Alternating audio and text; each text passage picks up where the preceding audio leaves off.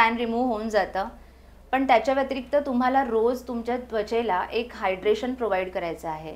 तर एक्सटर्नली तुम्ही हायलुरॉनिक ॲसिड म्हणा किंवा असे जेल बेस क्रीम म्हणा किंवा बेस्ट मॉइश्चरायझर म्हणा, इमोलियंट म्हणा, अशा बऱ्याचशा गोष्टी आहेत ज्या तुम्ही अप्लाय करून तुमच्या त्वचेमधलं हायड्रेशन लेवल. भरपूर पाणी प्या, फळं भरपूर खा, बरोबर, पालेभाज्या खा. आपण काय करतो, आठवड्यातून एकदा एखादी पालेभाजी आणतो आणि इतर वेळेला आपण मग टाळाटाळ करतो, कारण ते निवडणं आणि हे कोण करत बसणार. पण निर्माणच होऊ नये म्हणून आपण काय प्रयत्न केला पाहिजे, तर चांगला सल्फेट युक्त शॅम्पू वापरला गेला पाहिजे, जेणेकरून तुमचा स्कॅल्प चांगला स्वच्छ होईल. पण मुळात प्रॉब्लेम हा होतो की शॅम्पू कसा करायचा आहे हे बेसिक गोष्ट असते, ती त्यांना जमत नाही, ती बऱ्याच जणांना जमत नाही. म्हणजे शॅम्पूचा वापर मी सांगते, म्हणून तुम्हाला अँटीऑक्सिडंटचा इंटेक करणं गरजेचं आहे. मग त्याच्यामध्ये सिट्रस फ्रूट आले, वॉलनट आलं, ॲल्मंड आलं, अवाकाडो आलं, मँगो आलं, त्याच्यानंतर स्वीट पोटॅटो आलं, असे बरेचशा गोष्टी आहेत. पण अँटीऑक्सिडंट रिच तुम्ही घेणं गरजेचं आहे. त्याच्यानंतर असं होतं की आपण काळजी घेत नाही आणि मग ड्राय स्किनला सुरकुत्यांचा प्रॉब्लेम, फाईन लाईन्सचा प्रॉब्लेम हा मेजरली चालू होतो.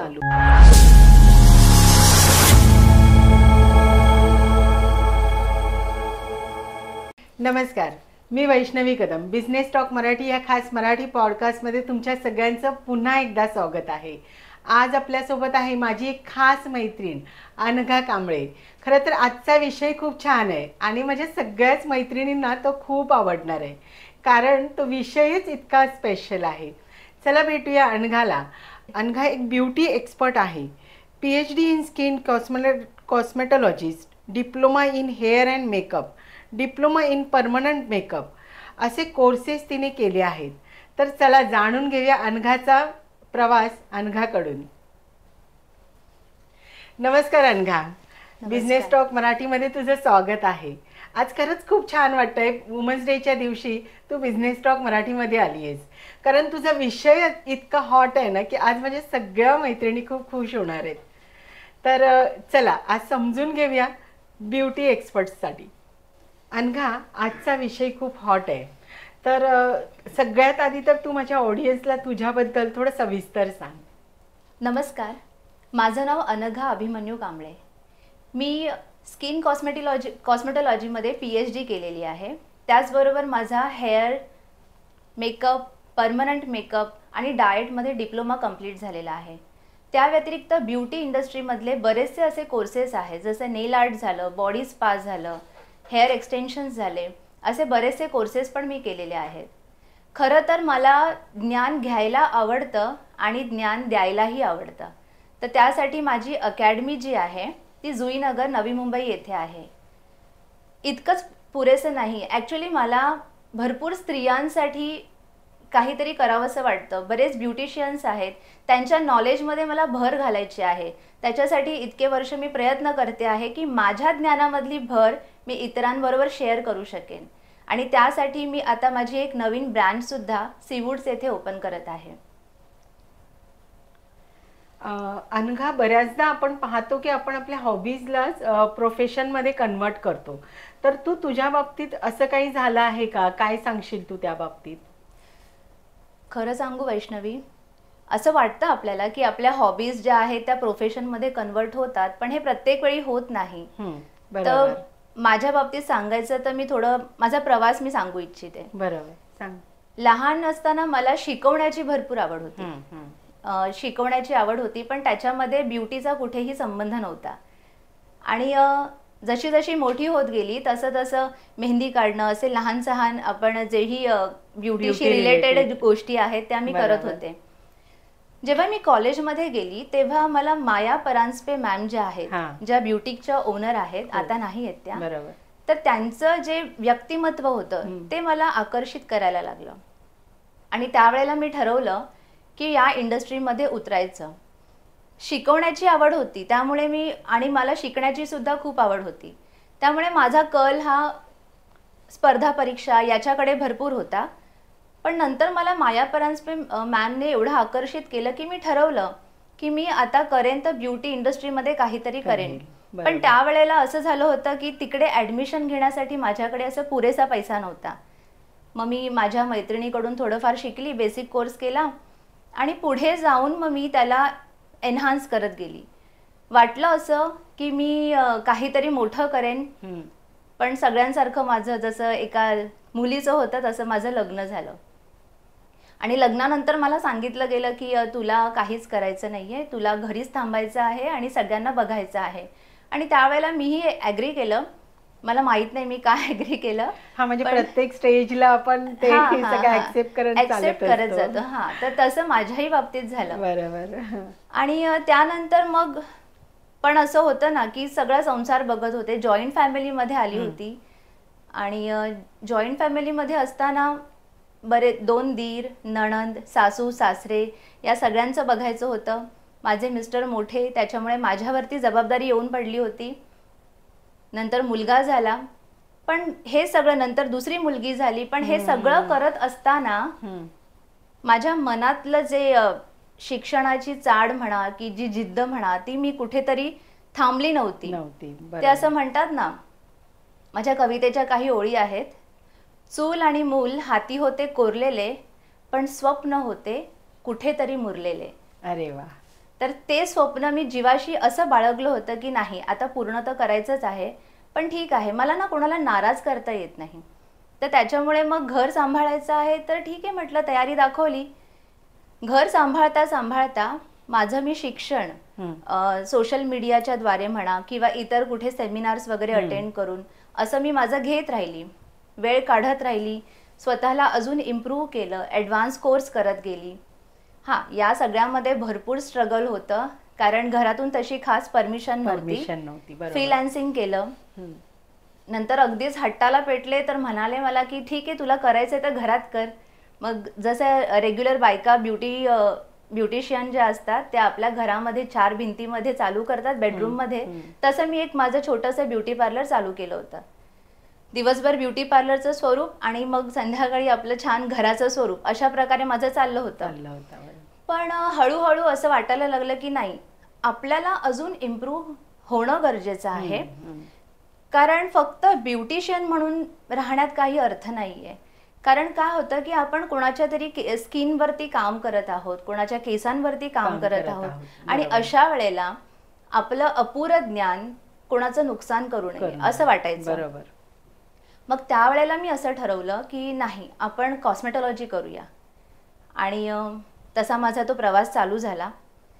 घरातून भरपूर अडचणी आल्या होत्या मला त्यावेळेला की म्हणजे फायनान्शियली पण म्हणू शकता आणि सगळं बॅलन्स करत मला करायचं होतं. तर त्या सगळ्या अडचणींना तोंड देत किंवा सामोरं जात, पण एक असतो ना इच्छा तेथे मार्ग. आणि माझी इच्छाशक्ती एवढी तीव्र होती की मी ते केलं. पण हे करत असताना माझ्या सासूबाई त्यांनी म्हणजे त्यांना डायबिटीज आहे, तर आम्ही असंच डॉक्टरकडे गेलो होतो. तर डॉक्टरांना माझं बोलणं आवडलं होतं आणि त्यांनी मला त्यांच्या याच्यामध्ये क्लिनिकमध्ये मला जॉब ऑफर केला होता. तर त्यांना मी सरळ सांगितलं की सर मी काही जॉब करू शकणार नाही आहे. तर त्यांनी मला विचारलं की तुझं स्वप्न काय आहे. तर मी म्हटलं मला बिझनेस करायचा आहे आणि तेही ब्युटी इंडस्ट्रीमध्ये. 2016-17ची गोष्ट असेल ही. तर त्यावेळेला त्यांनी मला असं सांगितल्यानंतर मग माझी सासू तिकडे माझ्यासोबत होती आणि मग त्यांनी मला सांगितलं की ते जर म्हणतायत तुला की तू इथे कर तर तू जॉब का करत नाही आहेस. तर म्हटलं आई मी कधी जॉब करणारच नाही आणि करायचाही नाही आहे मला. तर त्यांनी मला बिझनेसची ऑफर देऊ केली आणि ते सुद्धा वेट लॉस सेगमेंटशी रिलेटेड होतं. आता वेट आणि माझा काही संबंध नव्हता. म्हटलं सर माझा काही काडी मात्र संबंध नाहीये तर मी ते का करू. बरोबर. पण तिथून निघाल्यानंतर मी विचार केला की ब्युटी याच्यामध्ये फक्त एक्सटर्नल केअर राहत नाही तर इंटरनल केअर पण तितकीच महत्वाची आहे. मग आपण असं करूया की आपल्या एक्सटर्नल केअर सोबत इंटरनल केअरला कंबाईन करून आपण लोकांना सर्व्हिस प्रोव्हाइड करूया. मग त्यासाठी मी डाएटचा कोर्स केला, डाएटमध्ये डिप्लोमा केला. मग डाएटिशियन बनले. त्याच्यानंतर मग बराच अभ्यास झाला.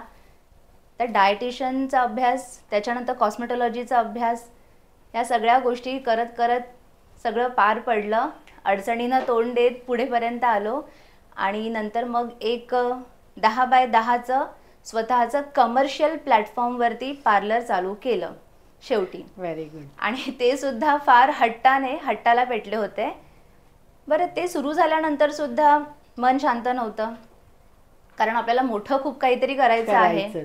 बरोबर. मग 10 बाय 10च्या जागेवरून 2 वर्ष तिथे केलं आणि त्याच्यानंतर मग आता माझं 600 स्क्वेअर फीटच्या एरियामध्ये मी काम करत आहे.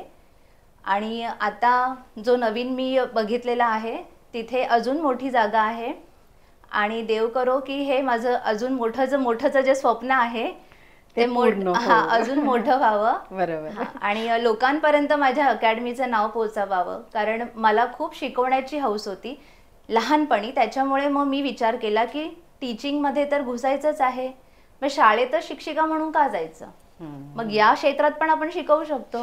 बरोबर. मग मी ठरवलं की ठीक आहे, मी ह्याच्यातून ज्ञानाचा प्रसार करेन.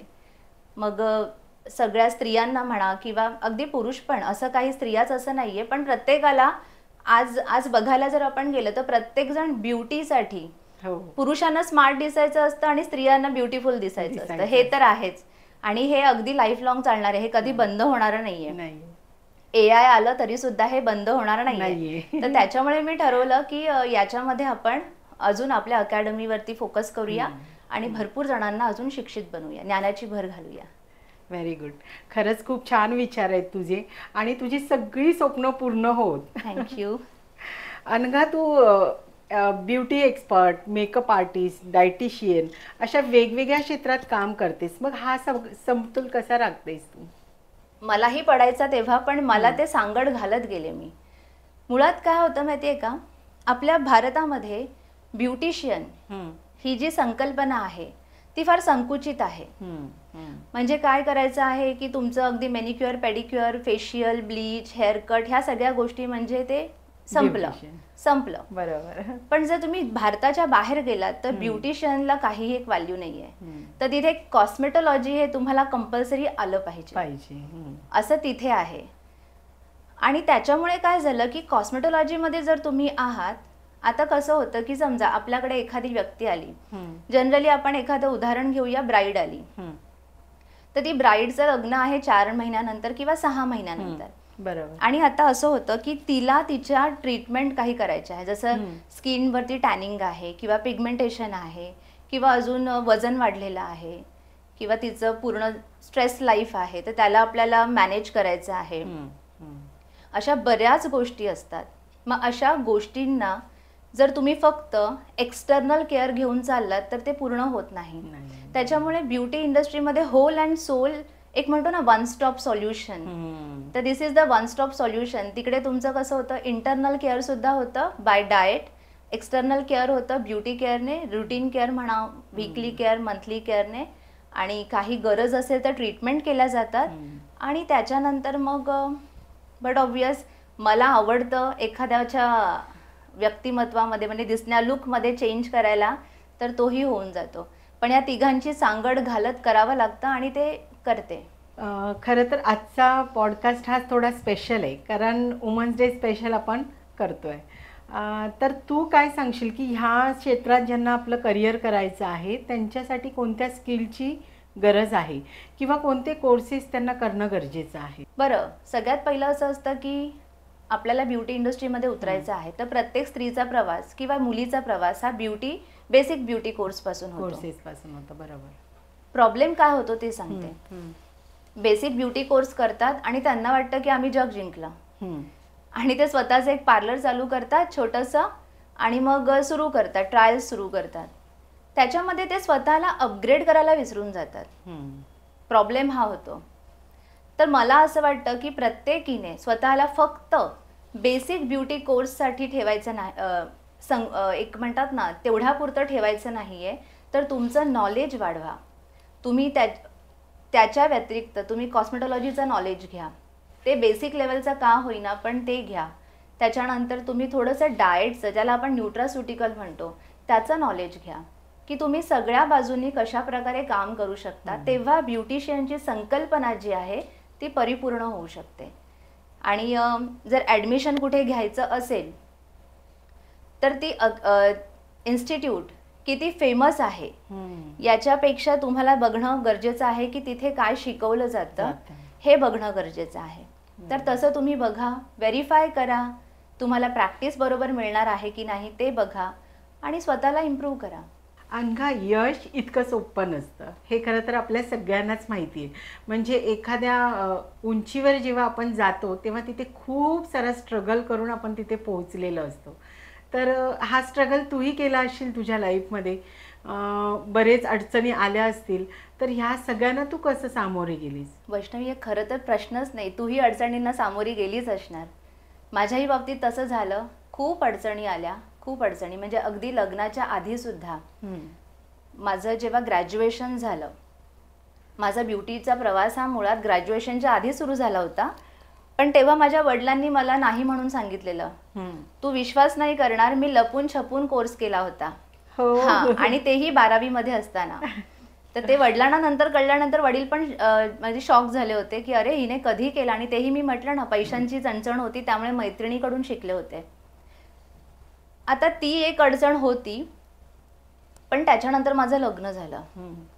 मग असं वाटलं होतं की अरे एवढ्या त्या अडचणीमधून मी स्वतःला 2-3 वर्ष असं तयार केलं होतं. पण त्याच्यानंतर आता लग्नानंतर मला सरळ सांगितलं की तुला काहीही करायची गरज नाहीये.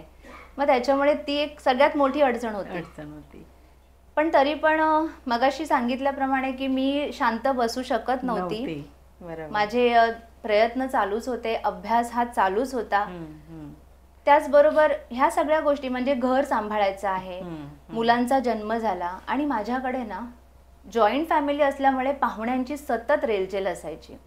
म्हणजे मला अशी कधी सुटकाच नव्हती. त्याच्यामुळे मग मला ते सगळं आवभगत पाहुण्यांची सरबराई करण्यामध्ये माझा वेळ जायचा. पण त्याच्यातून एक दिवस म्हणजे माझ्या लग्नाला 16 वर्ष झाल्यानंतर जेव्हा मी तुम्हाला सांगितलं आता की मी सासूबाईंसोबत गेली होती, तेव्हा त्यांना काही वाटलं नाही एवढा वर्ष. पण जेव्हा डॉक्टरांनी मला ऑफर केली जॉबसाठी, तर त्याच्यानंतर त्यांना माहीत नाही काय झालं, त्यांनी मला सांगितलं की तू आज बाहेर नाही पडलीस ना तर कधी बाहेर नाही पडणार, असं त्यांनी मला सांगितलं. तर मला त्यांच्या विचारांमधला हा बदल मला थोडासा चकित करून गेला. आणि मी म्हटलं आज त्यांनी हे वाक्य बोलले तर त्याचं सोनं करून द्या, संधीचं सोनं करायचं. तर मग त्यासाठी मग मी डाएटसाठी ॲडमिशन घेतलं. जसं मी मगाशी म्हणाले की मला त्याच्यात नॉलेज वाढवायचं होतं. आता इथे काय झालं होतं की माझं शिक्षण हे मराठी माध्यमातून झालं होतं आणि माझा पूर्ण अभ्यास हा जो होता इंग्लिशमधून होता. माझे लेक्चर्स पण इंग्लिशमधूनच व्हायचे, हिंदी इंग्लिश. बट तो कम्फर्ट झोन असतो ना आपल्या भाषेचा, तो त्याच्यात नव्हता. आणि परिणामी असं झालं की तो माझा झोन पण नव्हता. परिणामी असं झालं की मला 1-1.5 महिन्यामध्ये माझा इंटरेस्ट हा लोप पावला. आणि त्याच्यानंतर मग मी ठरवलं की नाही, मी गिवअप करते. मी हा डाएटचा विषयच नको, मला सोडून देते. माझ्याच्याने काही होणार नाहीये, मी सोडलं. आणि मी तसं माझ्या हेड ऑफिसला मेल पण पाठवून दिला. 7 दिवस मी लेक्चर अटेंड केलेच नाही, 7-8 दिवस लेक्चर अटेंड नाही केले. आणि नंतर तिकडून मी म्हटलं की मेल येईल, मला रिप्लाय येईल, मी त्याची वाट बघत बसले. त्यांचा रिप्लाय पण नाही आहे. शेवटी मग मी ठरवलं की जाऊ देत ना, लेक्चर तरी अटेंड करते, रिप्लाय जेव्हा यायचा तेव्हा येईल. त्याच्यानंतर मग मी ठरवलं की दुनिया में ऐसा कुछ मुश्किल नहीं है असं मला वाटायला लागलं. करून बघूया. आणि मी तुला खरं सांगू, मी लहान मुलांचे, कारण सायन्सचा आणि माझा संबंध नाही, माझं ग्रॅज्युएशन आर्ट्समधून झालं. मी लहान मुलांचे व्हिडिओ सुद्धा, म्हणजे जे सायन्सचे व्हिडिओज आहेत ते बघायला स्टार्ट केली. ABCD पासून मी स्टार्ट केलं असेल असं समज. म्हणजे जे आमच्या डाएटशी रिलेटेड अगदी सेल म्हणा, बॉडी म्हणा, त्याचा सगळा अभ्यास मी हा चालू केला. आणि त्याच्यानंतर मग हळूहळू असं इंटरेस्ट यायला लागला. आणि इंटरेस्ट म्हणजे खूपच छान, कारण एक म्हणतो ना की आपल्याला थोडंसं ज्ञान असतं की डाएट कसा असला पाहिजे. आता फक्त मी टेक्निकली शिकत होती. मग त्याच्यामुळे मग मी त्या इंग्लिशवरती सुद्धा मात केली. दरम्यानच्या काळात म्हणजे पहिलं सेमिस्टर आमचं झालं त्यावेळेला मला चांगले मार्क्स मिळाले, फर्स्ट क्लासमध्ये झाली पास. सेकंड, आणि त्यावेळेला मला असं झालं होतं की मला सतत ताप यायचा, सतत ताप येण्याचं कारण काय होतं, तर माझ्या ब्रेनवरती स्ट्रेस क्रिएट व्हायचा. कारण मी अभ्यासावर मध्ये जास्त फोकस करत होती. मला डॉक्टरांनी सांगितलं तू तुझ्या ब्रेनला स्ट्रेस देऊ नको, शांत राहा. आता सेकंड सेमिस्टर तर झालं नव्हतं, शांत राहू शकत नव्हती. म्हटलं नाही, काय होईल ते होईल, ते पण करायचंच. आणि nothing is impossible, everything is possible, ते जे वाक्य आहे ते तिथे शक्य झालं. आणि माझी सेकंड सेमिस्टर पण जी होती ती अगदी फर्स्ट क्लासने मी पास झाले. आणि त्यावेळेला मी स्वतःची पाठ थोपटली. कारण बऱ्याच वेळा ना स्त्रियांना असं वाटतं की नाही नाही हे होणार नाही, नाही नाही हे होणार नाही, काय आहे, घरच्यांचा थोडी ना सपोर्ट आहे. पण एक मी सांगू इच्छिते सगळ्यांना, स्वतःचा अभ्यास स्वतः करायचा आहे. वेळ तुमचा तुम्हाला काढायचा आहे. कोणी येणार आणि तुम्हाला वेळ देणार, घे तू हा वेळ, असं नाही आहे. तुमची इच्छाशक्ती ही स्ट्रॉंग असली पाहिजे. म्हणून म्हटलं इच्छा तिथे मार्ग, हे आजपर्यंत जे बोलत आलेले आहे ते तेवढंच तंतोतंत सत्य आहे. आणि हे मी सुद्धा अनुभवलेलं आहे. तर त्याच्यामुळे माझा जो डिप्लोमाचा प्रवास होता ह्याचा, हा मला थोडा डिफिकल्ट होता. यावेळेला मला खूप अडचणींना सामोरं जावं लागलं. कॉस्मेटॉलॉजीच्या एक्झामच्या वेळेला सुद्धा मला अक्षरशः कम्प्युटरचं इतकं नॉलेज नव्हतं. म्हणजे कॉम्प्युटरचं नॉलेज आहे असं नाही, पण मी कधी रिटनमध्ये, आपण लिखाणामध्ये मी हुशार आहे, पण टायपिंग करून आन्सर द्यायचे मोठे मोठे ते मला जमत नव्हतं. मी खूप फोकस केला, खूप प्रॅक्टिस केली आणि मग ती एक्झाम जी होती ती दिली. पण त्यावेळेला एक अडचण अशी आली की म्हणजे एक आठवण सांगते. आता मला कुठला पेपर होता ते आठवत नाही, पण त्यावेळेला तो पेपर माझा शेवटचे पाऊण तास राहिले होते. 3 तासाचा पेपर होता आमचा आणि शेवटचे पाऊण तास राहिले होते. आणि त्या 45 मिनिट्समध्ये अचानक माझा जो गुगल फॉर्म, जो पेपर होता माझा, तो अचानक डिस्ट्रॉय झाला डिस्प्लेवरून.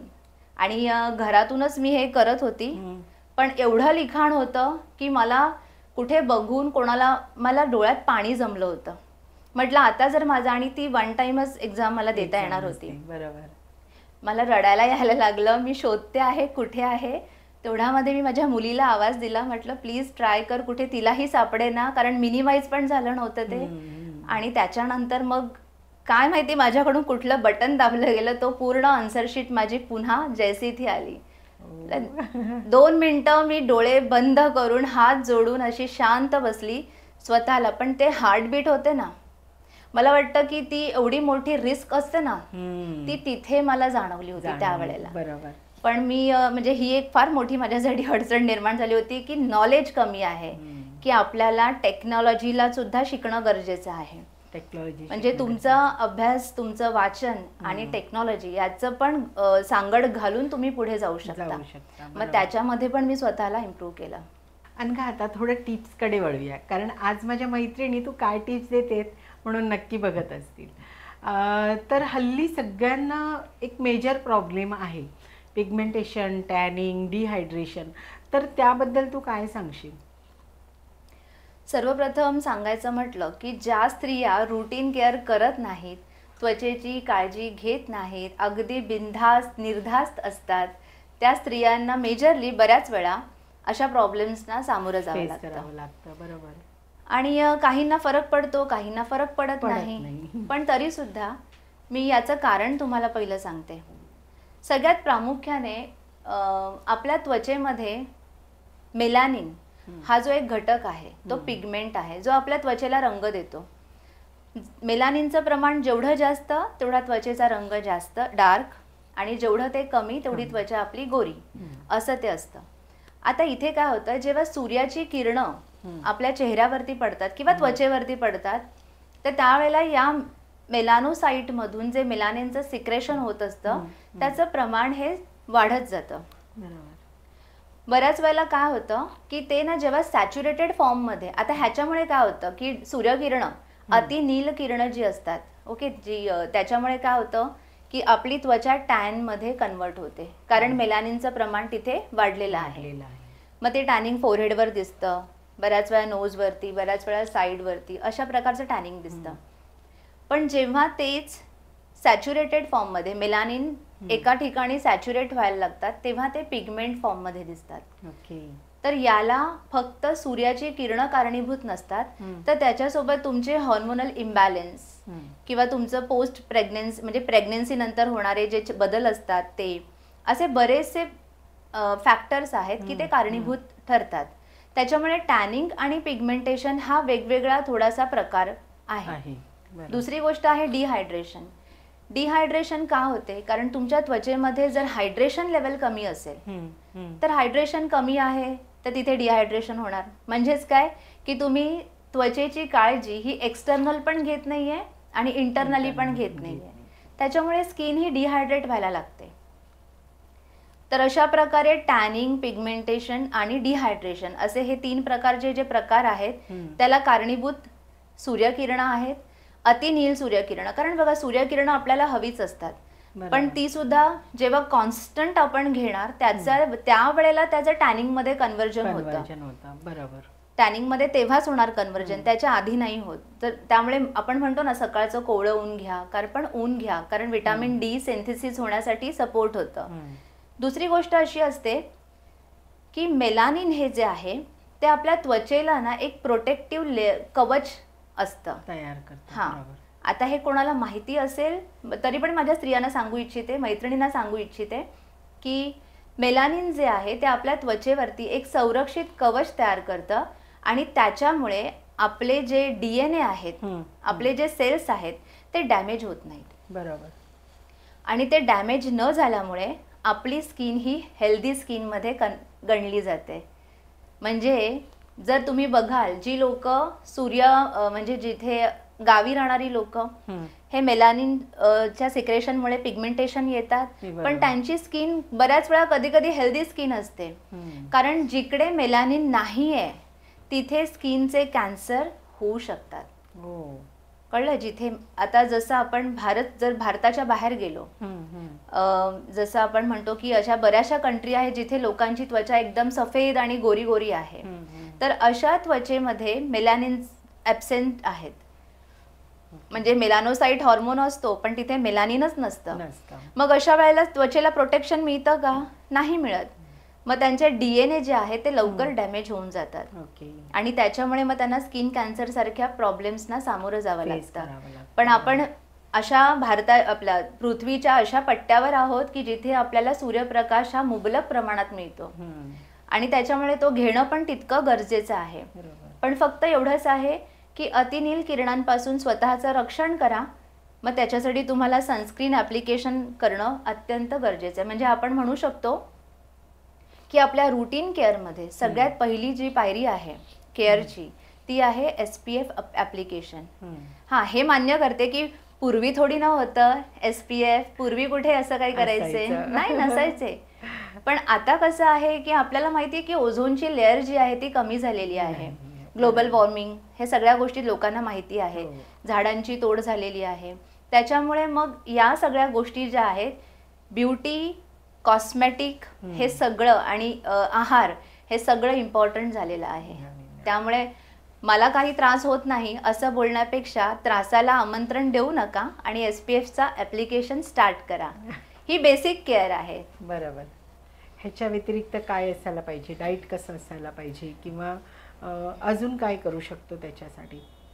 बघा कसं आहे, टॅन रिमूव्ह करण्यासाठी आपण पील करतो, जर टॅन रिमूव्ह होऊन जातं.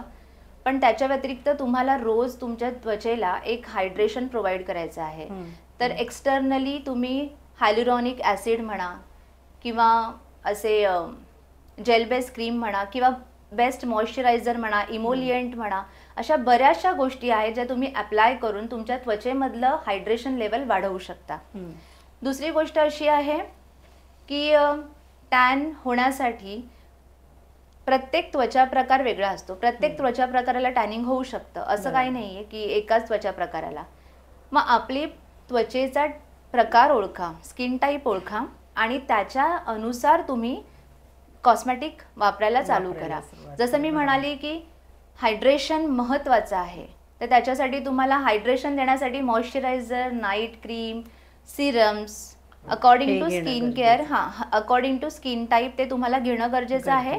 भरपूर पाणी प्या, फळं भरपूर खा, बरोबर, पालेभाज्या खा.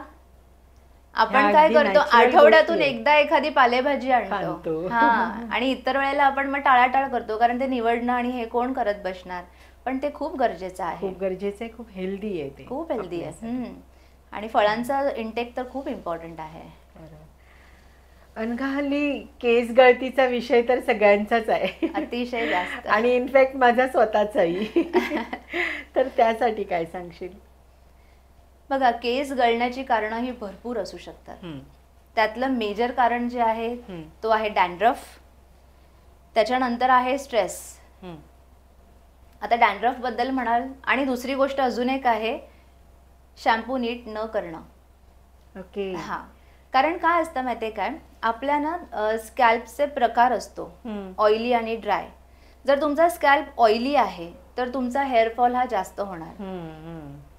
आणि भारतामध्ये आपल्या आता इथे तर जास्तीत जास्त लोकांचा स्कॅल्प हा ऑइली आहे. बरोबर. मग अशा वेळेला काय होतं की ऑइल तिथे सॅच्युरेट झाल्यामुळे तिकडे फंगल स्टार्ट होतं. जो फंगस असतो ना त्याला आपण डॅन्ड्रफ म्हणतो. आता बघा तो डॅन्ड्रफ काढणं म्हणजे तो डॅन्ड्रफ निर्माणच होऊ नये म्हणून आपण काय प्रयत्न केला पाहिजे, तर चांगला सल्फेट युक्त शॅम्पू वापरला गेला पाहिजे, जेणेकरून तुमचा स्कॅल्प चांगला स्वच्छ होईल. पण मुळात प्रॉब्लेम हा होतो की शॅम्पू कसा करायचा आहे हे बेसिक गोष्ट असते, ती त्यांना जमत नाही, ती बऱ्याच जणांना जमत नाही. म्हणजे शॅम्पूचा वापर मी सांगते, एकतर ऑइली स्कॅल्प आहे तुमचा तर तुम्ही सल्फेट युक्त शॅम्पू वापरा. त्याच्यासाठी तुम्हाला शॅम्पू हा पाण्यामध्ये डायल्यूट करायचा आहे आणि ओल्या केसांमध्ये इव्हनली तुमच्या स्कॅल्पवरती तुम्हाला स्प्रेड करायचा आहे. त्याच्यानंतर तुम्ही वॉश करा आणि पुन्हा तसंच वॉश करा. याच्यामुळे तुमचा डॅन्ड्रफचा प्रश्न जास्त उद्भवणार नाही, तुमची हेअरफॉलची समस्या पण थोडीफार कमी होऊ शकते. पण फक्त आता हे झालं, मी एक जनरल एक म्हणतात ना एकच सांगितलं, म्हणजे एवढ्या सगळ्या माल मसाल्यामधून एकच गोष्ट सांगितली. पण त्याच्या व्यतिरिक्त इंटरनल फॅक्टर खूप महत्वाचे आहेत, जसं की तुमचं प्रोटीन लॉस होणं. काय असतं, आपण जेव्हा काहीही खातो ते खाल्ल्यानंतर आपल्या शरीरातल्या ऑर्गन्सना त्याचा पुरवठा होतो आणि जे उरलेलं जे आहे ना ते केसांना आणि नखांना जातं. आता त्याच्यामुळे काय होतं की जर तुम्ही मुबलक प्रमाणामध्ये आहार नाही घेतला तर त्याचं तिथे पोषण मिळणार नाही. म्हणून तुमचा डाएट हा हेअर लॉस होऊ नये म्हणून प्रोटीन रिच डाएट पाहिजे. बरोबर. आणि त्याच्या व्यतिरिक्त जर समजा तुमचा प्रॉब्लेम चालू झालेलाच आहे, कारण जसं मी म्हटलं हेअरफॉलचं मेन रिझन डॅन्ड्रफ आहे, त्याच्यानंतर स्ट्रेस लेवल आहे, अजून बरेच असे ऑटो इम्युन प्रॉब्लेम असतात की त्याच्यामुळे इम्युन प्रॉब्लेममुळे सुद्धा होऊ शकतं. पण त्याच्यासाठी तुम्हाला तुमचा स्ट्रेस मॅनेज करता येणं गरजेचं आहे. आणि उपाय म्हणून प्रोटीन रिच डाएट घ्या. आणि जर प्रॉब्लेम चालू झालेला आहे तर सिरम वगैरे ॲप्लिकेशन म्हणजे स्कॅल्पवरती जे अप्लाय करतात, जेणेकरून ते पेप्टाईड फॉर्ममध्ये सिरम असतात, तर असे सिरम तुम्ही अप्लाय करायला चालू करा. मग ते पोषण देतं केसांच्या मुळांना. ओके. ह्याच्यामुळे काय कमी होतं? डॅन्ड्रफ कमी होतो का? डॅन्ड्रफ कमी होण्यासाठी तुम्हाला बघा डॅन्ड्रफचं प्रमाण किती आहे त्याच्यावरती उपाय असतात. जर तुमचा डॅन्ड्रफ अगदी नॉमिनल म्हणजे फक्त इचिंग होते तर तुमचा वॉश चांगला झाला पाहिजे घरामध्येच. पण तुमचा डॅन्ड्रफ हा स्केली म्हणजे पडतोय दिसतोय असा झटकला की दिसतोय तर तुम्हाला डॅन्ड्रफची ट्रीटमेंट ही घ्यावीच लागणार. आणि तज्ज्ञांच्या सल्ल्यानुसार जो देतात ते शॅम्पू ते वापरावे लागणार. त्याच्या व्यतिरिक्त जेव्हा डॅन्ड्रफचं प्रमाण जास्त होतं मग तेव्हा काय होतं, स्किन ती पिंकिश रेडिश अशी फॉर्म व्हायला स्टार्ट होते, स्कॅल्पवरती पॅचेस येतात, मग ते थोडं सिव्हिअर मध्ये जातं. मग अशा वेळेला तुम्ही डर्मेटॉलॉजिस्टकडे जाणं गरजेचं आहे. त्याच्यामुळे डॅन्ड्रफचा हा प्रत्येक प्रकार जो आहे तो तुमच्याकडूनच सॉल्व्ह होईल असं नाही. पण माझं म्हणणं असं आहे की तुम्ही बेसिकली जेव्हा पण प्रॉब्लेमच होऊ नये म्हणून तुम्ही केअर करायला चालू करा. आणि दुसरी गोष्ट जसं मी हेअरफॉलचं म्हणाली की स्ट्रेस लेवल, जसा स्ट्रेस आला की तुमचं त्याला टिलोजन एफ्लुवियम म्हणतात की तुमचं रेस्टिंग मोडमध्ये तुमचे हेअर जातात आणि तुमचे फॉलिकल असे हे लूज व्हायला स्टार्ट होतात आणि त्यावेळेला तुमचा हेअरफॉल जास्तीत जास्त प्रमाणात ओव्हरऑल सगळीकडून व्हायला स्टार्ट होतो, तर त्याला टिलोजन इफ्लुवियम म्हणतो. आणि दुसरं असं असतं की तुमचं जेव्हा म्हणजे स्ट्रेस लेवल हा क्रॉनिक मध्ये जातो, जास्तीत जास्त दिवस तुमचा सस्टेन राहतो स्ट्रेस, तर त्यावेळेला तुम्हाला ॲलोपेशिया एरिएटा असे प्रॉब्लेम चालू होतात. हां, जे आपण म्हणतो ना की चाय, डोक्यामध्ये चाय वगैरे होतात, तर तो प्रॉब्लेम चालू त्याच्यामुळे स्ट्रेसमुळे होतो. स्किन टाईप नुसार स्किन रुटीन काय सांगशील किंवा स्किन केअर काय सांगशील? बेसिकली स्किन टाईप किती आहेत ते बघूया आपण. जसं एक आहे normal skin, oily skin, dry skin आणि कॉम्बिनेशन स्किन. मला आवडतंय हे सगळं सांगायला, कारण माझ्या मैत्रिणींना सुद्धा ऐकायला आवडेल असं वाटतंय मला. अतिशय अगदी थोडक्यात मी सांगते की तुम्ही तुमच्या त्वचेची काळजी कशी घ्याल, पहिली त्वचेचा टाईप ओळखायला शिका, कारण त्वचेचा टाईप हा ओळखणं महत्वाचं आहे. अदरवाईज तुम्ही चुकीचे प्रोडक्ट वापरणार आणि त्याचा विपरीत परिणाम होणार. बरोबर. तर नॉर्मल स्किन जी असते ती स्किनवरती तुम्हाला कुठे प्रॉब्लेमच दिसत नाही, जास्त ऑइल दिसत नाही, जास्त कोरडी दिसत नाही, तर अशी ती त्वचा असते. पण नॉर्मल स्किन ज्यांची आहे त्यांना असं वाटतं की अरे आमची तर स्किन चांगली आहे, मग काय गरज आहे, काय करायची गरज आहे. पण अशा स्किनने सुद्धा एक उत्तम असं मॉइश्चरायझर अप्लाय करणं गरजेचं आहे. त्याचबरोबर हायड्रेशन देणारं जसं हायल्युरॉनिक ऍसिड युक्त सिरम जे आहे ते वापरणं गरजेचं आहे.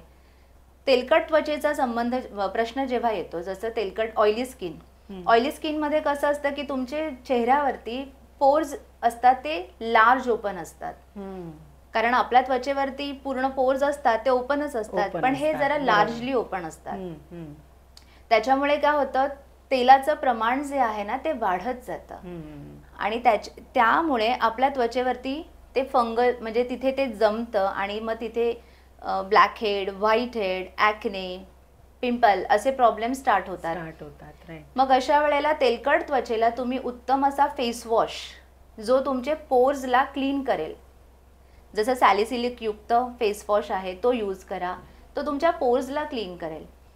आणि जेल अप्लाय करा, गुड ॲलोवेरा अप्लाय करा. मार्केटमध्ये खूप असे अडल्ट्रेशन वाले ॲलोवेरा मिळतात, पण ते नका अप्लाय करू. असे चांगले ॲलोवेरा अप्लाय करा किंवा जेल अप्लाय करा, जेल बेस क्रीम अप्लाय करा की जेणेकरून तुमच्या त्वचेमधलं हायड्रेशन मेंटेन राहील. ऑइली स्किनचा एक बेनिफिट असतो की ती लवकर सुरकुतत नाही, तिला सुरकुत्या लवकर येत नाही. मग अशा वेळेला ऑइली स्किन चांगली आहे, पण त्याच्यातलं ते पीएच बॅलन्स करणं अत्यंत गरजेचं आहे. मग ते ऑइल बॅलन्सिंग इम्पॉर्टंट आहे म्हणून काढायचं नसतं, त्याला बॅलन्स करायचं. तिसरं आहे ड्राय स्किन. जर ड्राय स्किनचं म्हणाल तर ड्राय स्किनला तुम्ही उत्तम असं क्लेन्झर किंवा क्लेन्झिंग मिल्क, कोणाचे ड्राय स्किन असते पण कोणाची व्हेरी ड्राय असते, म्हणजे हेवी ड्राय असते, मग त्या पद्धतीने तुम्हाला क्लेन्झरचं सिलेक्शन करायचं आहे. आता त्याच्यानंतर पुढे प्रश्न आला की नेमकं काय वापरायचं, तर तिथे पण आलं मॉइश्चरायझर. तुम्हाला दिवसा वापरायचंच आहे. नाईट रुटीनमध्ये नाईट क्रीम कंपल्सरी वापरायची आहे. बरं काय असलं पाहिजे, काय कंटेंट असले पाहिजे तेही महत्वाचं आहे. तर बघा मी सांगते, कोलॅजन युक्त म्हणजे ज्याच्यामध्ये आपण म्हणू हायल्युरॉनिक ऍसिड युक्त, त्याच्यानंतर सेरामाइड झालं, रेटिनॉल झालं, असे कंटेंट ज्याच्यामध्ये आहेत अशा प्रकारचे तुम्ही प्रोडक्ट वापरायला चालू करा. हो, आणि तुम्ही पाण्याचं प्रमाण देखील वाढवा. पाण्याचं प्रमाण हे सगळ्यांसाठी इम्पॉर्टंटच आहे. बरोबर. त्याच्यानंतर येतो आपण कॉम्बिनेशन स्किनकडे. कॉम्बिनेशन स्किन जी आहे ती 2 प्रकारामध्ये मोडते. बरोबर. त्याच्यामध्ये कसं असतं की ऑइली आहे आणि अर्धी ड्राय आहे, पण कधी कधी ती असते की हेवी ड्राय असते, इथे ऑइल आहे पण जास्त ड्रायकडे वळते. मग अशा वेळेला अशा त्वचेने, अशा स्किन टाईपने ड्राय स्किनचे प्रोडक्ट वापरायचे. ओके. आणि कॉम्बिनेशन मध्ये असंही होतं की ती ओव्हर टू ऑइली आहे, म्हणजे जास्तीत जास्त ऑइली आहे. कॉम्बिनेशन आहे पण ऑइलीकडे वळते आहे. मग अशा त्वचा प्रकाराने ऑइली स्किनचे प्रोडक्ट वापरायचे. बरोबर. आणि सगळ्यात मी मगाशीच म्हणाली की सगळ्यात पहिली पायरी जी आहे रुटीन केअरची, SPF ऍप्लिकेशन इम्पॉर्टंट आहे. जर तुम्ही SPF सोबत विटामिन C सिरमचं ऍप्लिकेशन म्हणजे before SPF vitamin C Serum apply केलं तर ते जास्त बेनिफिट देतं. कारण अँटीऑक्सिडंट आहेत त्याच्यामध्ये, तर ते तुमच्या सेल्सना डॅमेज होऊ देत नाही. आणि दुसरी गोष्ट अशी आहे की मॉइश्चरायझर जेव्हा नाईटला अप्लाय करता तेव्हा चांगला मसाज द्या. फक्त अप्लाय करून सोडू नका, तर मसाज द्या. कारण आपण रोज आपलं इकडची जी त्वचा आहे ती हलत नाही.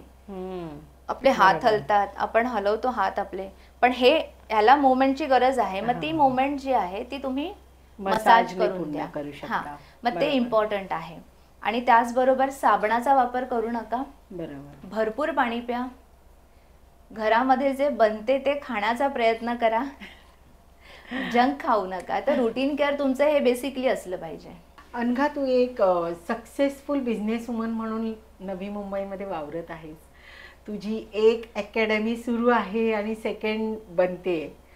सो हा इतका मोठा प्रवास करताना फॅमिलीचा सपोर्ट कसा राहिला? उनके बिना तो कुछ पॉसिबल नहीं है और नहीं होगा.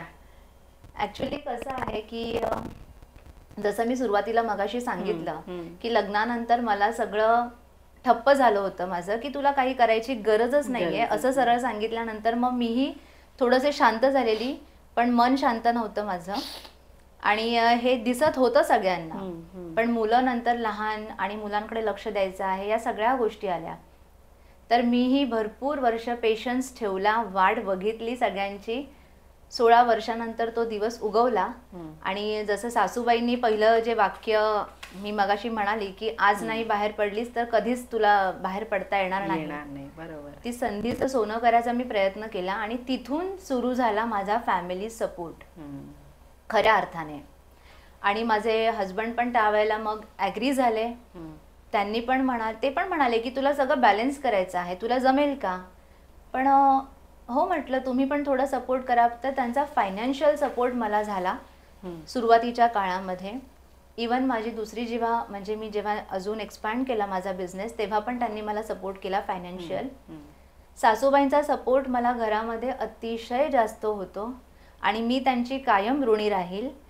कारण त्यांनी म्हणजे एक असतं ना की आपण बिनधास्त बाहेर पडतोय, कुणाच्या जीवावर, त्यांच्या जीवावर. कधी स्वयंपाक करायला वेळ मिळतोय तर कधी वेळ मिळत नाहीये. पण अशा वेळेला म्हणजे त्या वैतागल्या जरी ना तरी पण त्या करतात. हा सपोर्टच आहे माझ्यासाठी. बरोबर. मग त्यांचा एक तो सपोर्ट. कारण मी आतापर्यंत माझ्या दोन्ही सलॉनचं उद्घाटन मी कोणत्याही सेलिब्रिटीला बोलवलं नाही, मी त्यांच्या हस्तेच केलेलं आहे. आणि अपकमिंग पण त्यांच्याच हस्ते करणार आहे. कारण त्यांच्याशिवाय काही नाही असं वाटतं. हो. माझी आई, माझी बहीण, माझ्या मैत्रिणी, माझे मित्र, सगळ्यांचा मला याच्यामध्ये सपोर्ट आहे. जो मॉरल सपोर्ट म्हणतो तो आहे की तू करू शकतेस, तू कर असं. आणि टेक्नॉलॉजीमध्ये जर म्हणाल तर माझी मुलं, त्यांनी मला खूप सपोर्ट केला. कधीतरी असं होतं ना की नाही मी आता बंदच करते, मला आता नाहीच जमतच नाही, मला थकायला म्हणजे असं चिडचिड होते आहे. आणि स्वाभाविक हे प्रत्येकाच्या बाबतीत होतं. कारण मला हे जमत नाहीये, मला ते जमत नाहीये. म्हणजे साधं व्हिडिओ एडिटिंग म्हणा, ते अपलोड करणं म्हणा, मी या सगळ्या दुनियेपासून फार लांब होते. ते माझ्या मुलांनी मला तिथे, माझ्या मुलीने जास्तीत जास्त सपोर्ट केला त्यासाठी मला. तर मला फॅमिली सपोर्ट शिवाय तर मी काहीच करू शकले नसते, जो मला चांगला मिळालेला आहे. बरोबर. आणि नाही इतका एक्सपिरियन्स आहे तुझ्याकडे, तर त्यावरून बेस्ट प्रोडक्ट किंवा ब्रँडेड प्रोडक्ट कोणते असायला पाहिजे आपल्या स्किन केअरसाठी? मी जेव्हा लोकांसोबत कन्सल्टेशन करते, त्यांना जेव्हा रुटीन केअर सांगते, त्यावेळेला जेही प्रोडक्ट मी रेकमेंड करते त्याचा पहिला माझा अभ्यास झालेला असतो. बरोबर. त्याचं ट्रेनिंग आम्ही घेतलेलं असतं. मी ट्रेनिंग घेते प्रॉपर, त्याच्यातले जे घटक आहे ते जाणून घेते आणि मगच रेकमेंड करते. तर असं बघायला गेलं तर मार्केटमध्ये रिटेल काउंटरवरती खूप प्रोडक्ट आहेत, खूप ब्रँड आहेत, खूप सारे आहेत. पण मी ते कुठलेच ब्रँड कधीच रेकमेंड करत नाही.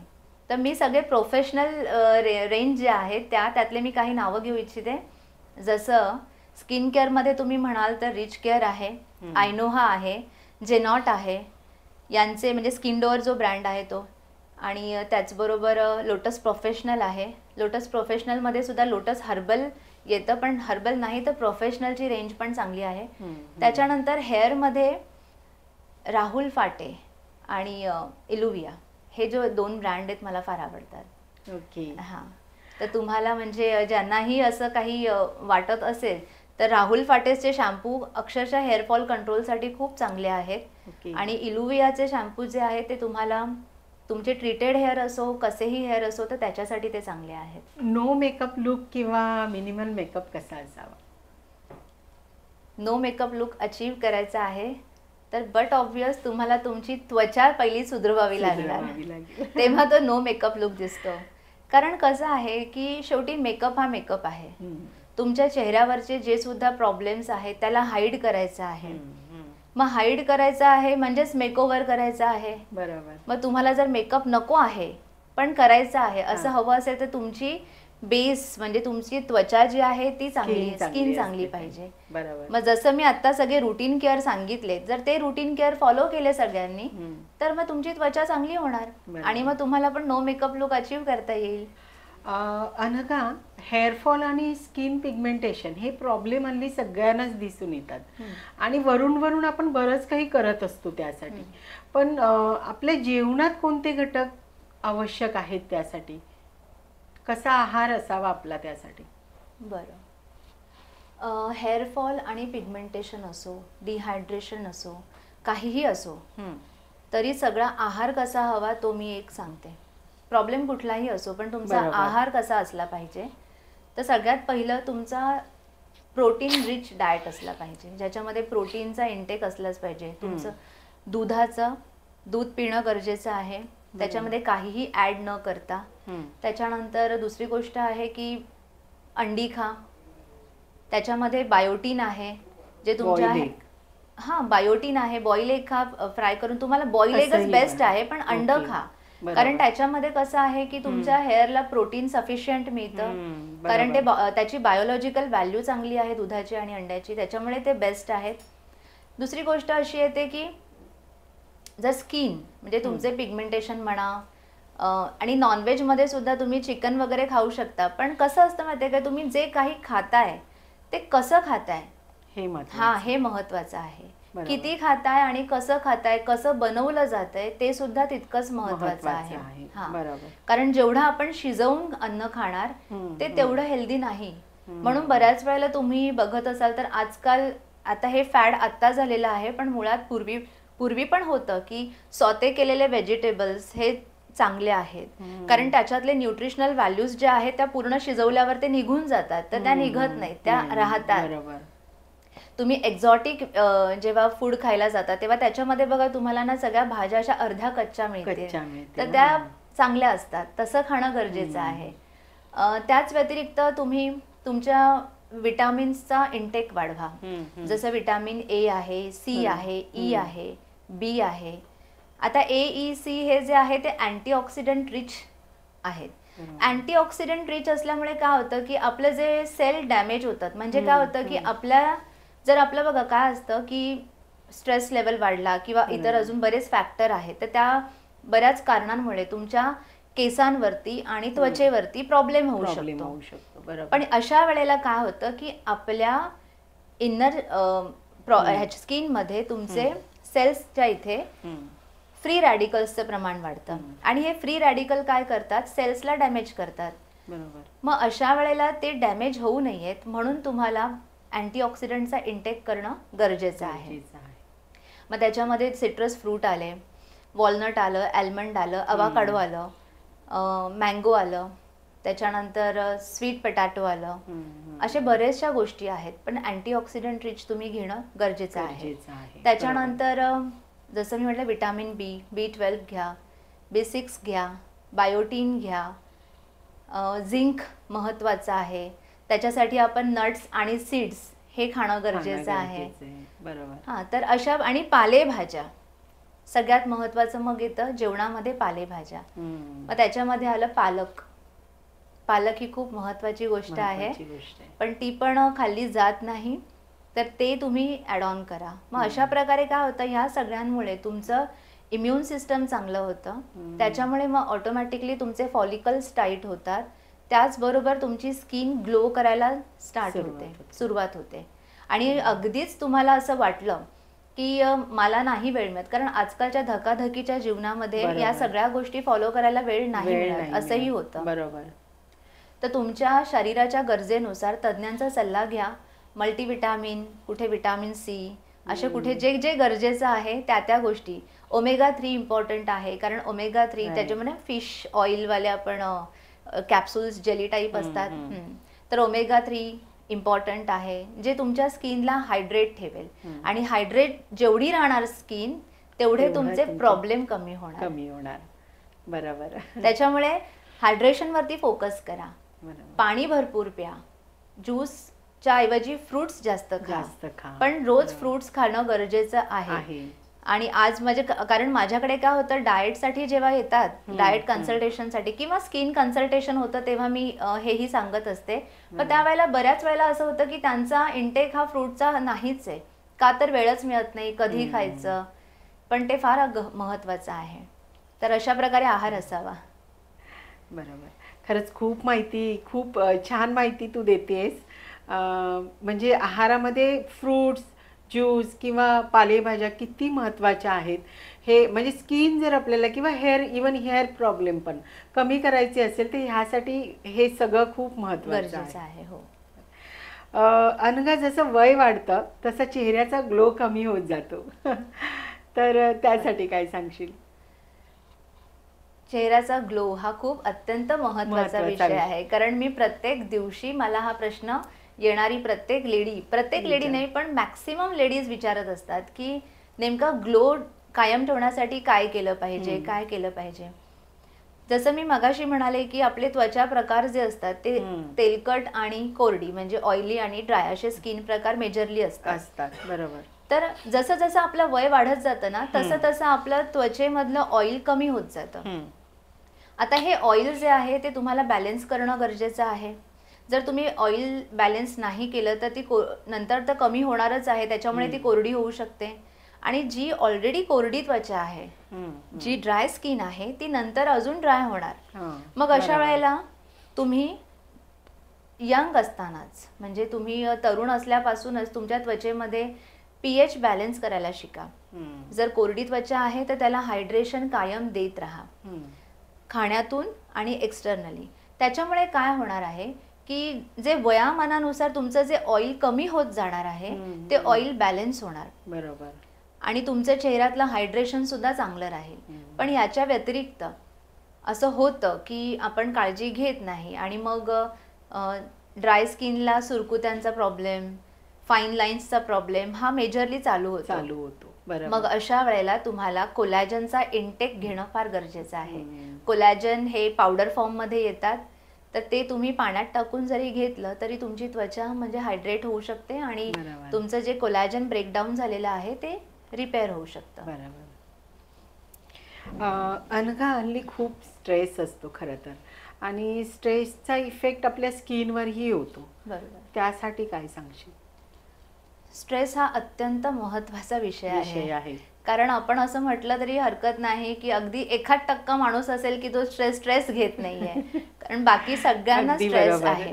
आता कसं आहे माहिती, स्ट्रेस ही गोष्ट अशी आहे की मी तर स्ट्रेस घेत नाही असं जरी म्हटलं तरी सबकॉन्शियस माइंडमध्ये कधी कधी स्ट्रेस लेवल असते. आता या स्ट्रेस लेवलचा प्रॉब्लेम होतो. काय प्रॉब्लेम होतो त्वचेवरती? त्वचेवर नाही तर केसांवर पण प्रॉब्लेम होतो, जो मी मगाशी सांगितलेला आहे. तर आता या स्ट्रेसमुळे त्वचेवर होणारा मी प्रॉब्लेम पहिला सांगते. आता मी मगाशी म्हणाली होती की आपल्या स्ट्रेस लेवलमुळे आपल्या त्वचेमधील फ्री रॅडिकल्सचं प्रमाण वाढतं. मग जर ती कोरडी त्वचा असेल आणि फ्री रॅडिकल्सचं प्रमाण वाढलेलं आहे तर तुमची त्वचा ही निस्तेज होते. तुमचे कोलॅजन जे इलॅस्टिन जे आहे ते ब्रेकडाऊन व्हायला स्टार्ट होतं. आणि त्याचबरोबर तुमच्या त्वचेमध्ये एक निस्तेजपणा, डिहायड्रेशन, सॅगी स्किन असे प्रकार दिसायला सुरुवात होते. तर स्ट्रेस लेवलमुळे हे होतं. सगळ्यात पहिलं जर तुम्ही बघाल कोणाला स्ट्रेसमध्ये ना, तर तुम्हाला दिसेल की त्यांची त्वचा किती खाली आलेली आहे. बरोबर. हा फर्स्ट एक साईन असतो, लूज होते, पण ती अशी उतरती दिसते. कारण का? स्ट्रेस आहे. दुसरी गोष्ट, स्ट्रेसमुळे त्वचेमधलं ऍक्च्युली कॉर्टिझॉल लेवल जी आहे, आपल्या बॉडीमधलं जे कॉर्टिझॉल आहे त्याची लेवल वाढते. आणि जर त्याची लेवल वाढली तर त्याच्यामुळे तुमच्या त्वचेतलं ऑइलचं सेक्रेशन वाढतं, ऑइलचं प्रमाण वाढतं. आणि हे ऑइलचं प्रमाण जर वाढत गेलं तर त्याच्यामुळे तुमची स्किन ही सेन्सिटिव्ह होते. हा खूप मोठा प्रॉब्लेम होतो. आणि सेन्सिटिव्ह स्किन ही कशी होते की इन्फ्लेम व्हायला स्टार्ट होते, रेड व्हायला स्टार्ट होते, पटकन कुठलं प्रोडक्ट त्याला सूट होत नाही, अशा प्रकारचे प्रॉब्लेम होतात. त्यामुळे मग अशा वेळेला इंटरनल SPF वगैरे घेतले जातात, ॲलर्जीच्या टॅबलेट्स पण घेतल्या जातात, पण स्ट्रेस लेवलला मॅनेज करणं गरजेचं आहे. त्याच्या व्यतिरिक्त तुमचं काय होतं, स्किनची इम्युनिटी जी आहे ना ती कमी होते, म्हणून ॲलर्जिक रिॲक्शन स्टार्ट होतात. म्हणून स्ट्रेस मॅनेज होणं फार गरजेचं आहे. आणि केसांच्या बाबतीत जर म्हणाल तर मगाशी मी म्हणाली की टिलोजन एफ्लुवियम आणि ॲलोपेशिया एरिएटा, म्हणजे क्रॉनिकमध्ये जर गेलो तर ॲलोपेशिया एरिएटा हे चालू होतं. तर ह्या स्ट्रेसमुळे उद्भवणाऱ्या गोष्टी आहे. तर माझ्या मैत्रिणींना विनंती आहे की मस्त खा मस्त स्किन केअर करा आणि एकदम स्वस्थ राहा, स्ट्रेस घेऊ नका. अनघा, एक अकॅडमी चालवतेस, दुसरी सुरू करतेस, असा फार मोठा पल्ला गाठलायस खरं तर. तर तुझ्या ह्या बिझनेसमध्ये टेक्नॉलॉजीचा किती वापर करतेस, किंवा ह्या बिझनेसला वाढवण्यासाठी डिजिटल मार्केटिंगचा कसा वापर करतेस?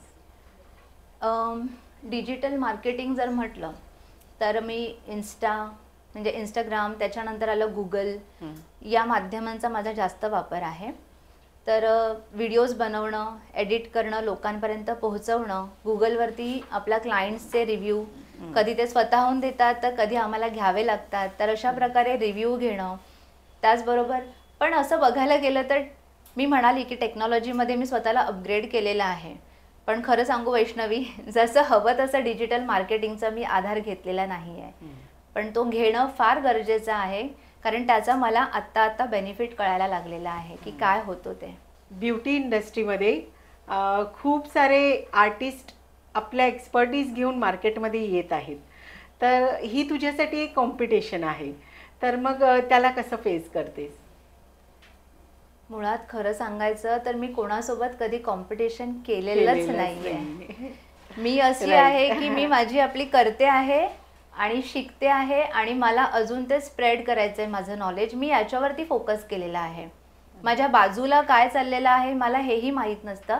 आता ही चांगली गोष्ट आहे का वाईट गोष्ट आहे मला नाही माहिती, बट मी कधीच आजपर्यंत कोणासोबत कॉम्पिटिशन नाही केलंय. त्याच्यामुळे मी त्या कॉम्पिटिशनला पण घाबरत नाही, कारण केलंच नाही तर घाबरायचं कशाला. आणि फक्त मी माझं बेस्ट देण्याचा प्रयत्न करते. बरोबर. तू तुझ्या लाईफमध्ये घेतलेली सगळ्यात मोठी रिस्क कोणती? मला असं वाटतं कसं की मी आतापर्यंत जे केलंय ना ते आनंदाने केलंय. म्हणजे मला एन्जॉय करत करायचं होतं ते मी केलेलं आहे. तर मला असं वाटत नाही की मी कोणती तरी रिस्क घेऊन ते केलेलं आहे, आणि ते रिस्कमध्ये कधी कन्वर्ट झालं असेल तरी पण ते मला कधी जाणवलं नाही. कारण मला आता सपोर्ट माझा फॅमिलीमधून म्हणा किंवा माझे स्टाफ म्हणा, स्टुडंट म्हणा, यांच्या सगळ्यांकडून असा सपोर्ट मिळतो, मॉरल म्हणा किंवा फिजिकल म्हणा, सपोर्ट जो मिळतो, त्याच्यामुळे असं होतं की सगळं काही अडचणी ज्या आहेत आता त्या अशा म्हणतात ना उडवून लावाव्यात अशा झालेल्या आहेत. आणि ही खरी गोष्ट आहे. कारण मी आत्तापर्यंत असं म्हणतात की बिझनेस करताना रिस्क असते, पण मी खरंच पहिल्या दिवसापासून मी कधी असा विचार नाही केला की मी रिस्क घेतलेली आहे. त्यामुळे मला आठवतच नाही मी कधी रिस्क घेतली. खरं तर मला तुला भेटल्यापासूनच एक प्रश्न पडलाय अनघा, की तू फिटनेसला कसं सांभाळतेस? म्हणजे आता इतक्या वयातही तू अगदी छान दिसतेस, तर त्याचं सिक्रेट काय? सिक्रेट असं काहीच नसतं. कारण आपण कसं आहे माहिती आहे का, सगळ्यात आपण स्ट्रेस घेतो ते सगळ्यात महत्त्वाचं. स्वतःचा आनंद स्वतः शोधा. म्हणजे मी आता असं म्हणा की सूत्र काही सांगते आहे, ब्युटी टिप्स नाही सांगते की काही सूत्र सांगते आहे, ते फॉलो करा. स्वतःचा आनंद स्वतः शोधा. तुम्हाला येऊन कोणीतरी खुश करेल, म्हणजे आनंद देईल, त्याच्यानंतर मग मी काहीतरी करेन याची वाट बघूच नका. जर तुम्हाला जे करायचं आहे ना त्याची इच्छाशक्ती ती तुम्ही एकदम प्रबळ ठेवा, आणि त्याच्यामुळे तुम्ही सगळं काही एकदम सक्सेसफुली करू शकता. मग त्यावेळेला तुम्हाला त्रास नाही होणार, आणि जर त्रास नाही झाला तर ऑटोमॅटिक तुमची त्वचा पण खुलायला लागते, तुमचं वय पण बोलत नाही, मध्ये अडवत नाही तुम्हाला. त्याच्या व्यतिरिक्त जर असं बोलायला गेलो तर त्याच्या व्यतिरिक्त ओव्हरथिंक करू नका. एखाद्या गोष्टीचा आपण काय करतो, ओव्हरथिंक करतो, अति विचार करतो, मार्ग तर सापडत नाही ती वेगळी गोष्ट, पण त्याच्यामुळे त्रास होतो तो वेगळा. दुसरी गोष्ट, मी पहिल्यापासून म्हणजे अगदी मी कॉलेज डेज पासून नाही, शाळेत असल्यापासून एक तेव्हापासून करायची की सकाळी उठल्यानंतर स्वतःला आरशात बघणं आणि बोलणं की तू किती सुंदर आहेस आणि तू एक सक्सेसफुल वुमन आहेस. तेव्हा तर मुलगी होती, तेव्हा तर म्हणजे सांगते माझा तो प्रवास तेव्हापासूनचा. सकाळी उठल्यानंतर स्वतःला आरशामध्ये बघा, तुम्ही किती सुंदर आहात, तुम्ही काय सक्सेसफुल लेडी किंवा मुलगी आहात हे तुम्ही स्वतःला सांगा. तुमच्या क्वालिटीज तुम्ही तेव्हा रिकॉल करा की तुमच्याकडे काय काय क्वालिटीज आहे. स्वतःला कधी कमी लेखू नका. बरोबर. त्याच्यानंतर असं सांगायला गेलं तर ॲक्टिव्ह राहणं. मी फार ॲक्टिव्ह राहते. जर मला असं कोणी म्हणालं की आठवड्यामधली म्हणजे माझी एकही सुट्टी नसते, मी ऑल डे मी वर्किंग असते, त्याच्यामुळे मी सतत ॲक्टिव्ह राहते. आणि जर मी आराम करायला गेली तर मी आजारी पडू शकते, त्याच्यामुळे मी ॲक्टिव्ह खूप राहते. सवयीचा परिणाम. त्यामुळे ॲक्टिव्ह राहणं सुद्धा गरजेचं आहे. आणि न विसरता तुमचं रुटीन केअर, कितीही बिझी शेड्यूल असेल पण रात्री झोपताना नाईट रुटीन करणं गरजेचं आहे. तुमचा आहार पौष्टिक असणं गरजेचं आहे. बाहेरचं खा पण कमी खा. चीट डे म्हणतो ना आपण, त्या पद्धतीने खा. आपण ताटामध्ये जेही खातोय ते किती प्रमाणात खाल्लं पाहिजे, कसं खाल्लं पाहिजे ते जाणून घ्या. हो, त्याच्यानंतर तुमचं तेवढ्या फक्त रुटीन केअर व्यतिरिक्त तुम्हाला वीकली केअर जसं आणि मंथली केअर पण इम्पॉर्टंट आहे. वीकली केअरमध्ये तुम्हाला तुमच्या स्किनचं एक्सफोलिएशन करणं, त्याच्यानंतर मंथली केअरमध्ये फेशियल्स घेणं, ह्या सुद्धा गोष्टी तितक्याच महत्त्वाच्या आहेत. बरोबर. खूप छान वाटते खरं तर तुझ्याशी बोलून. खूप माहिती मिळते आज मला. अनघा, तुला पुढच्या 5 वर्षात स्वतःला कुठे पाहायला आवडेल? काय ड्रीम आहे तुझी? ड्रीम तर माझं पहिल्यापासून होतं. जसं मी म्हणाली होती की मला शिकवायला खूप आवडतं, त्याच्यामुळे मी अकॅडमी माझी चालू करणार हे स्वप्न मी पाहिलं होतं तेव्हा, जे मी चालू केलेलं आहे.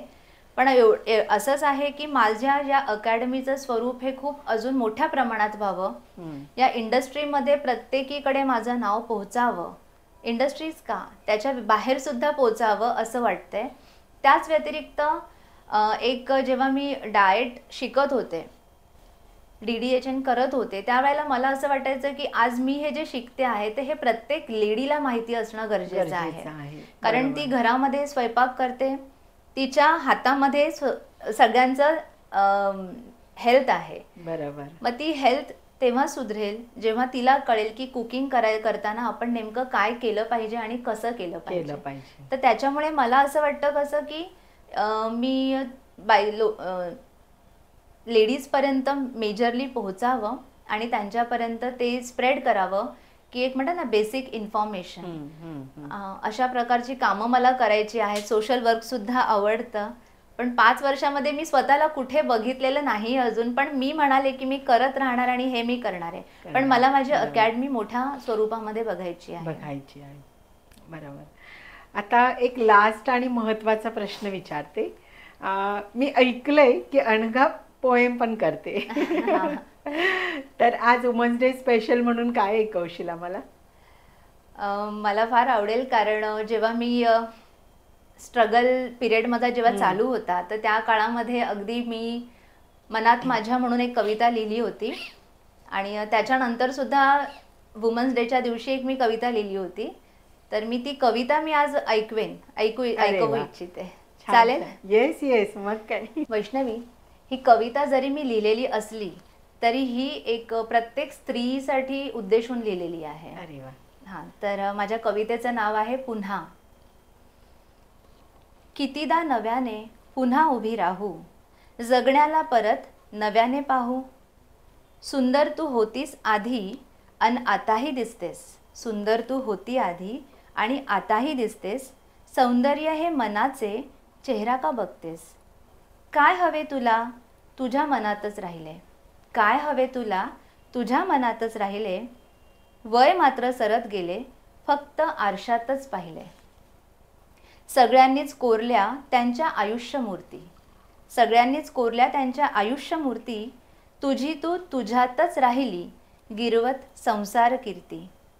काय शोभते अन शोभत नाही, काय शोभते अन शोभत नाही, फरक नाही पडत, जगासोबत चालायचंय बसू नको रडत. कितीही असो टॅलेंट, कितीही असो टॅलेंट, नसते कोणी राजी, वय जाईल सरून बनशील तू आजी. आधार नको कुणाचा, जिव्हाळा हवा फक्त, आधार नको कुणाचा, जिव्हाळा हवा फक्त, नव्या जोमाने तयार तू आठवायलाही रक्त. संकट काही संपत नाहीत, नवे मार्ग दिसतील, अडचणींना देखील आता अश्रू तुझे हसतील. काळजी कुणाची करतेस, काळजी कुणाची करतेस, खरी आहे तू लीडर, साथ दे त्या वयाला, हो बिनधास्त अननिडर. अरे वा, मस्त. थँक्यू. खरंच खूप छान वाटलं, थोडं मोटिवेट झाली मी स्वतःही. Thank you so much. खरंच खूप छान वाटलं. अनघासोबतच्या गप्पा आज खूप छान रंगल्या. मला माहिती आहे माझ्या सगळ्याच मैत्रिणींना हा विषय खूप आवडला असेल.